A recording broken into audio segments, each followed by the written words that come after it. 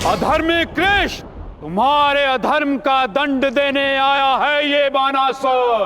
बानासुर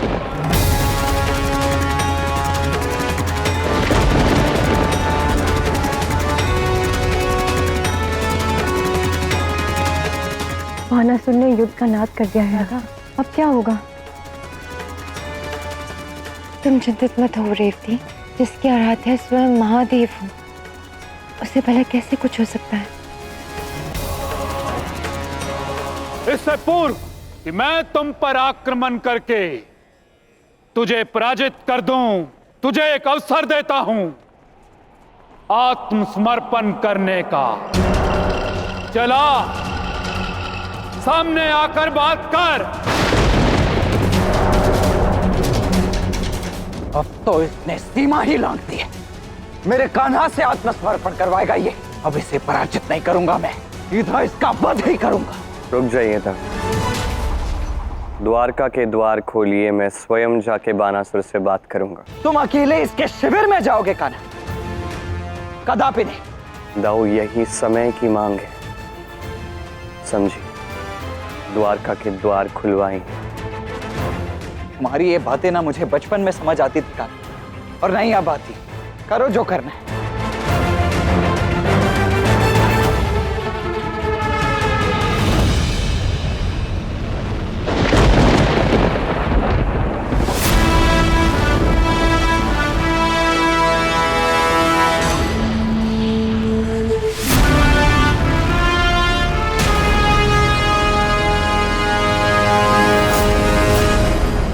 हे महादेव, मुझे आप पर पूर्ण विश्वास है कि आप कृष्ण और द्वारका पर कोई संकट नहीं आने देंगे।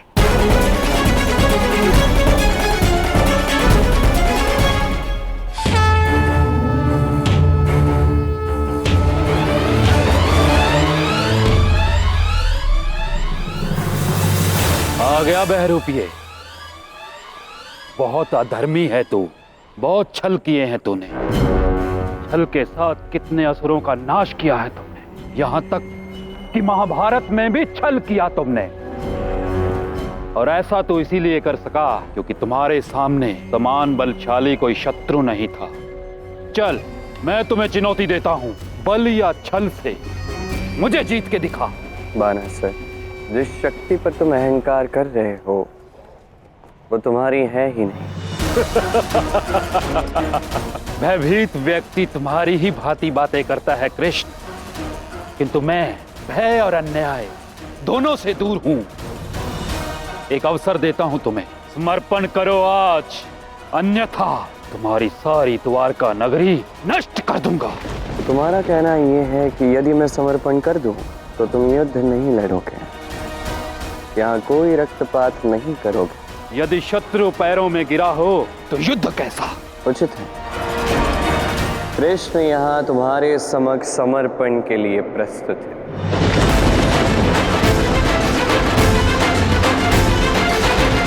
क्या? असंभव। अब आश्चर्य की क्या बात है? तुम चाहते थे तुम्हें कृष्ण पे विजय प्राप्त हो, तुम चाहते थे मैं समर्पण कर दूं। मैं कर रहा हूं। मैं कह रहा हूं बानासुर, यदि तुम यहाँ से कोई भी रक्तपात किए बिना चले गए तो इस समस्त संसार में घोषणा होगी कि आज तुमने कृष्ण पे विजय प्राप्त की। इतना ही नहीं, इसके साथ मैं कर के रूप में बहुत सारा स्वर्ण और रत्न तुम्हें अर्पण कर दूंगा। मैं जानता हूं कि युद्ध तभी लड़ा जाना चाहिए जब और कोई विकल्प ना हो। एक महत्वपूर्ण बात सुन लो, सबसे श्रेष्ठ युद्ध वही होता है जो कभी लड़ा ही न जाए। कुछ तो कूटनीति है इसमें। समर्पण कर रहे हो और कर भी अर्पण कर रहे हो। असुरों की समस्या ही यही है बानासुर, उनके समक्ष कितना भी सत्य क्यों ना कह दो उन्हें झूठ ही लगता है। यदि ऐसी बात है तो आओ, गिरो मेरे चरणों में और नाक रगड़ो अपनी।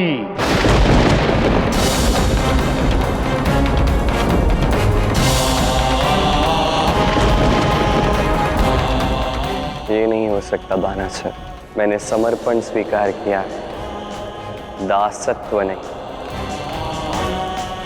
ये अधर्म होगा। इतने अधर्म किए हैं तूने तो ये तो करना ही पड़ेगा। संसार केवल वही मानता है जो वो देखता है। यदि तुम मेरे चरणों में नाक नहीं रगड़ोगे तो कोई नहीं मानेगा कि तूने बानासुर के समक्ष आत्मसमर्पण किया है। ये करना द्वारका के लिए अधर्म होगा, ये मैं नहीं करूंगा बानासुर।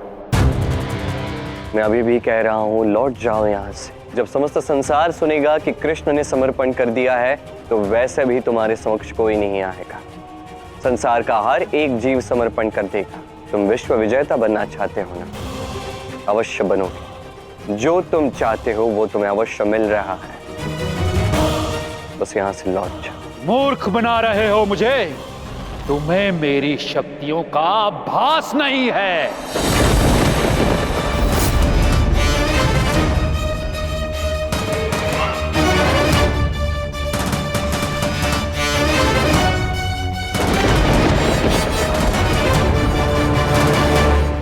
नहीं अनिरुद्ध, यह युद्ध दो महायोद्धाओं के मध्य, हम चाहकर भी इसमें हस्तक्षेप नहीं कर सकते।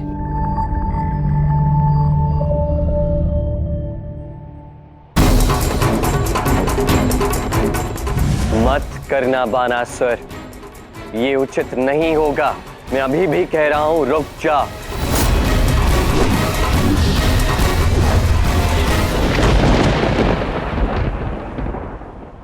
मैंने शांति के लिए समर्पण स्वीकार किया था बानासुर, किंतु अब जब तुम अधर्म पे उतर आए हो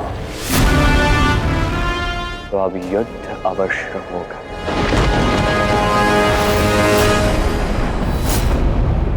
मूर्ख है बाणासुर। श्री कृष्ण शांति चाहते थे, समर्पण कर रहे थे, परंतु इस मूर्ख ने अस्त्र संधान कर दिया। बाणासुर की मूर्खता ने आपको भी दुविधा में डाल दिया है महादेव। कृष्ण को कोई हरा नहीं सकता, किंतु यदि ऐसे में आपको बाणासुर की रक्षा करनी पड़ी तो? संकट की घड़ी में मेरी रक्षा करें, इतना ही दे दो प्रभु। तथास्तु।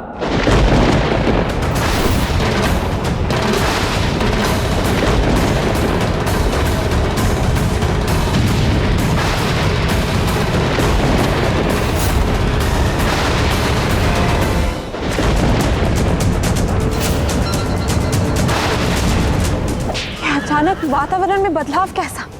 प्रतीत होता है बानासुर और श्री कृष्ण के मध्य युद्ध प्रारंभ हो चुका है माता। हे महादेव, सब कुशल रखना।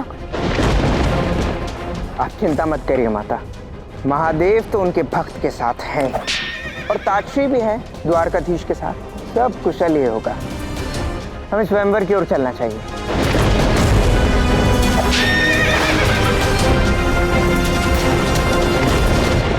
साहब, हम तो पांचाल की ओर जा रहे थे, किंतु ये मार्ग तो हस्तिनापुर के निकट एक राज्य की ओर जाता है। जानता हूँ माँ।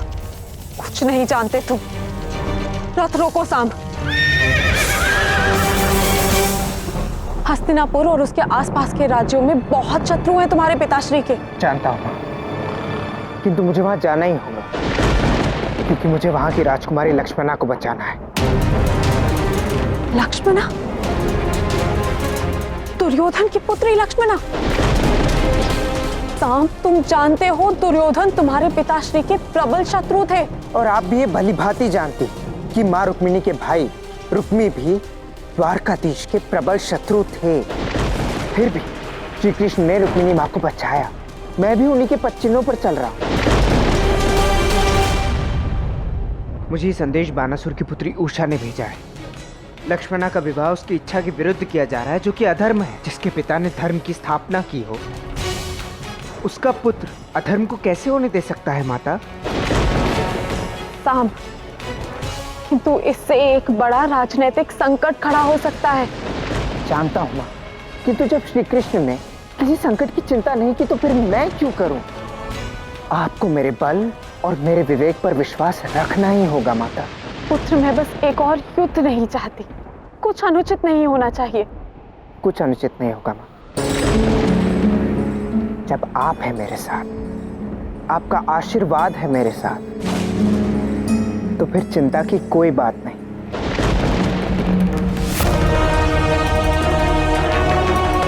मैं जो करना चाहता हूँ उसकी पूरी योजना है मेरे पास।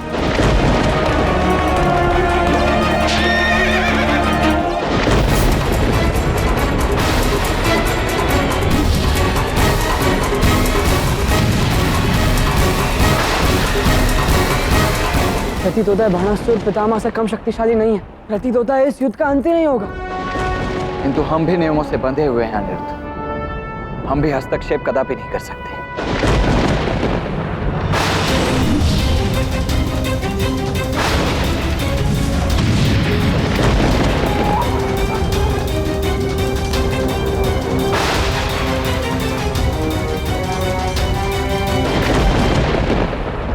पराजय स्वीकार कर लो कृष्ण, अन्यथा तुम्हारे अभिमान का मूल्य पूरी द्वारका को चुकाना होगा।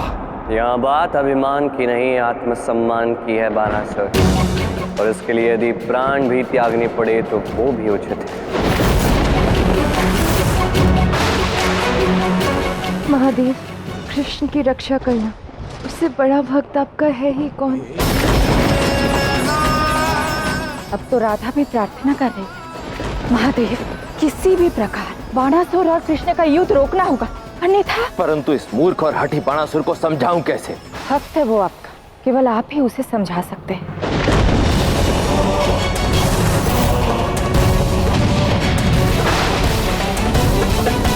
अब द्वारका और तुम पर एक साथ आक्रमण होगा। बानासुर द्वंद्व हम दोनों के मध्य है। यदि द्वारका की निर्दोष प्रजा को कुछ भी हुआ तो आज हमारी मृत्यु निश्चित है। मेरे पास जो कवच है उसे मृत्यु भी नहीं काट सकती। रण छोड़।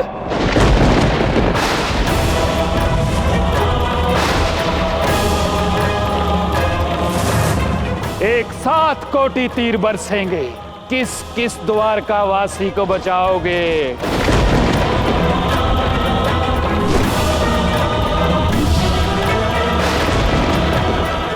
मैंने तुम्हें चेताया था बानासुर, किंतु तुमने मुझे विवश कर दिया। अब कोई विकल्प शेष नहीं। मैं सुदर्शन का आवाहन करता हूं।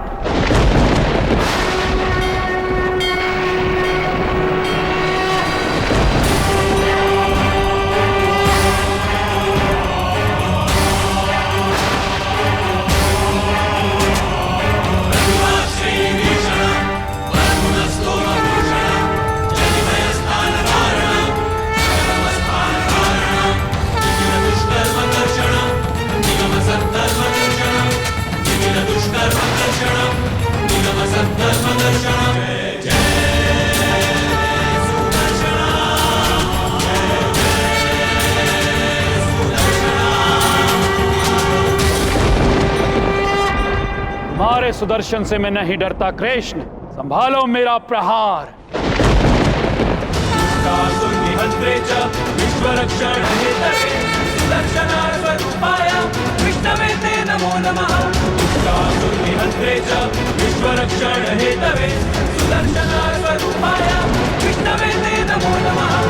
बाणासुर ने मूर्खता की सभी सीमाएं पार कर ली हैं।